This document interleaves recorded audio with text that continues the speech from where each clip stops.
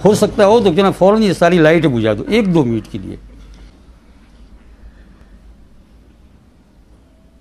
अब फिर गर्दन झुकाओ, 2 मिनट और मुराकबा कर लो मौत का।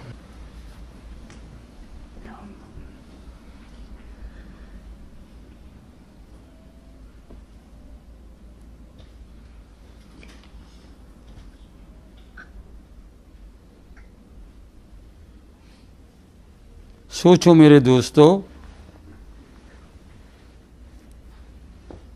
कहो इनको कि सोचो कि इसी तरीके से अभी तो हम बैठे हैं, हमारे पाँव लंबे होंगे और बिस्तर पर मैयत बनकर सोए होंगे, लोग बात करेंगे और बात हमारे कानों में आएगी, हम नहीं सुन सकेंगे। ये अल्लाह जल्ल शानहू की हिकमत है।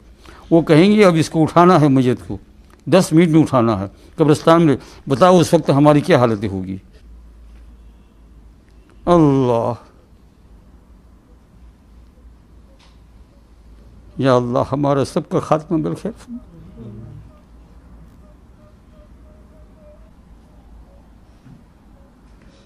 बीवी भी घर में बैठी होगी, बच्चे बैठे होंगे, विंटर का कभी सामान हो या समर का हो, हमको कब्रों में छोड़कर 4-5 मिनट के बाद हमारी कब्र के ऊपर एक परिंदा भी नहीं होगा। या अल्लाह